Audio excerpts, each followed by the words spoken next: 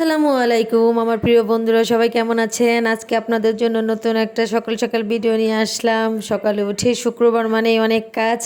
সকালে উঠে সকল কাজ শুরু করে দিয়েছি। আগে বিছানাপত্র এগুলো সব পরিষ্কার করে নিচ্ছি, কারণ হলো বিছানাপত্র পরিষ্কার থাকতে আসলেও সকালটাই মনটাই ভালো লাগে। তাই আমি আগে সব কিছু গুছিয়ে নিচ্ছি, কারণ কারণ সব সারা সপ্তাহে তো আর তেমন গোছাতে পারি না।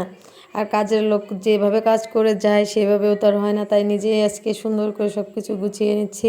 বিছানায় একটু নতুন চাদর বিছিয়ে নিলাম, পরিষ্কার চাদর আর পুরাতন চাদরটা তুলে ফেলেছি। এখন বিছানাটা সুন্দর করে গুছাবো। বিছানা গুছিয়ে লাভ কি, কিছুক্ষণ পরেই দেখবো যে আমার বাচ্চারা উঠে একদম শেষ করে বলছে। আসলে একটা কথা আছে, আমার আগে নানি দাদির একটা কথা বলতো যে লক্ষ্মীর বিছনায় ঝুল, অলক্ষ্মীর বিছনায় ফুল। আসলে বাচ্চা কাচ্চা থাকলে তো এরকমই, এবার বাচ্চা না থাকলে তার বিছানা কেউ নোংরাও করবে না, কিছু না। তাই সকালবেলা উঠে সব কিছু আগে আগে বিছানাটাতে সব কিছু গোছায় টুছিয়ে নিলাম। এখন বিছানা গুছিয়ে বালিশের কভার টভার সুন্দর করে সব রেখে দিলাম। রেখে দিয়ে আমি আবার ওই রুম আছে, ওই রুমে আমার মেয়ের বই টই আর একটা ওই রুমে বিছানাপত্র আছে, ওইটা গোছাতে হবে। তাই এই বিছানাটা একটু তাড়াতাড়ি গুছিয়ে ওই পাশে চলে যাচ্ছে। এই পাশে আবার মোছামাছি আছে, ওই পাশে কাপড় চোপড়, সব কিছু এলোমেলো। সারা সপ্তাহের এত পরিমাণ যে নোংরা হয়ে থাকে কি বলবো। সব কিছু এখন আস্তে আস্তে সব কিছু গুছিয়ে নেব। আর যে কথা হলো যে দেখুন আমার মেয়ে গিয়ে বসে পড়ছে পরিষ্কার বিছানায়। এদিকে দেখেন এই যে পুতুল টুতুল সব কিছু কেমন এলোমেলো করে রাখছে, তারপরও সবটা সুন্দর করে গুছিয়ে নিলাম। কারণ বাচ্চা কাচ্চারা তো এরকম করবেই, দুষ্টামি ফাজলামি তো ওদের মাঝেই থাকবে। এই যে এদিকে কাপড় চোপড়গুলা কেমন করে রয়েছে, এগুলো আমি হালকা একটু গুছিয়ে নেব। গুছিয়ে নিয়ে তারপর ওই রুমে গোছাতে যাব। তারপরে রান্না বান্না আছে, আর শুক্রবার হলো অনেক কাজ। কাজের শেষ নাই, কাজ করলে আসলে মেয়েদের কাজের শেষ নেই। আসলে আমরা অনেকেই, অনেক পুরুষ মানুষ আছে বলে যে মহিলা মানুষ সারাদিন কী করে।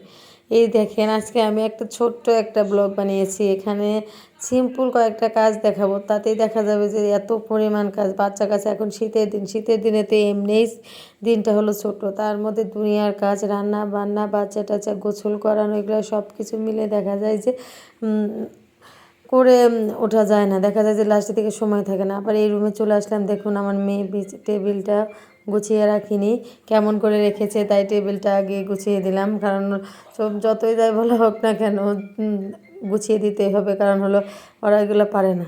সব কিছু এক জায়গায় রেখে এগুলো সব গুছিয়ে দিচ্ছি। আর আমার ছোটো মেয়ে এদিকে শুধু ঘোরাঘুরি করতেছে যে ও করবে, ও করবে, হেল্প করবে। আমি বললাম না, তোমার কিছু করতে হবে না, আমি আস্তে আস্তে সবটা করি। আর বড় মেয়ের সাথে একটু রাগ করলাম, কারণ হলো পিছনে নিজের এখন বড় হয়েছে, ক্লাস 4-এ পড়ে, নিজের টেবিলটা নিজে গোছাবে, গুছিয়ে রাখবে, এটাও পারে না। কি আর বলবো, কিছু বলার নাই। আসলে এই বয়সটা এরকম, এখন এরকমই করবে। আমরাও ছোটোবেলায় এরকমই ছিলাম।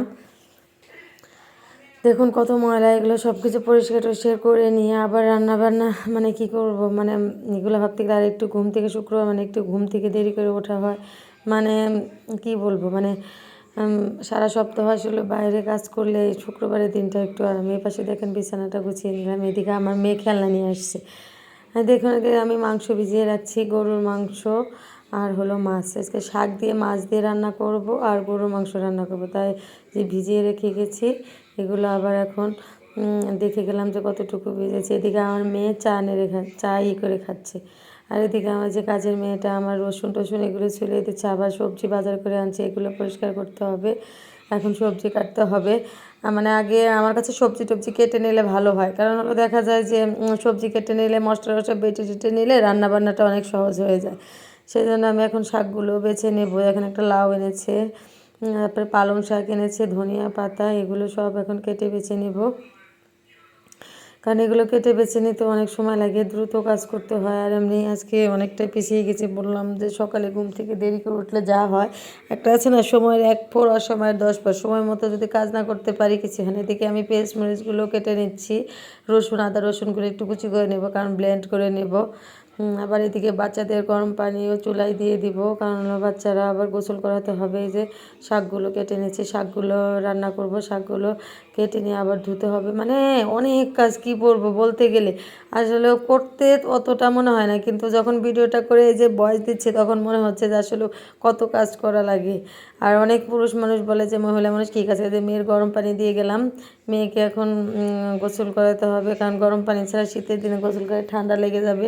এই যে গরম পানি করা, এটা সেটা কত কিছু, তারপরে রান্না বান্না, এদিকে যে ব্লেন্ড করে নিচ্ছি মশলাপাতিগুলো সব কিছু। আজকে বলছি গরুর মাংস রান্না করবো আর শাক রান্না করব, অবশ্যই আমি ভিডিওটা অন্য একটা ইয়েতে দিয়ে দিব, আবার দিয়ে দিব রান্না গরুর মাংস আর শাক রান্নার ভিডিওটা। আপাতত আজকে এই পর্যন্ত। এই যে টমেটোগুলো ব্লেন্ড করে নেবো, যেহেতু গরুর মাংস রান্না করব।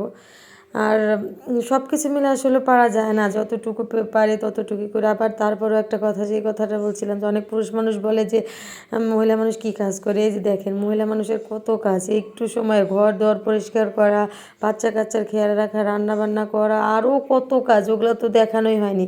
তাহলে একটা কথাই বলবো, মেয়েদের কাজকে অবহেলা করবে না। ভালো থাকবেন, আল্লাহ হাফেজ।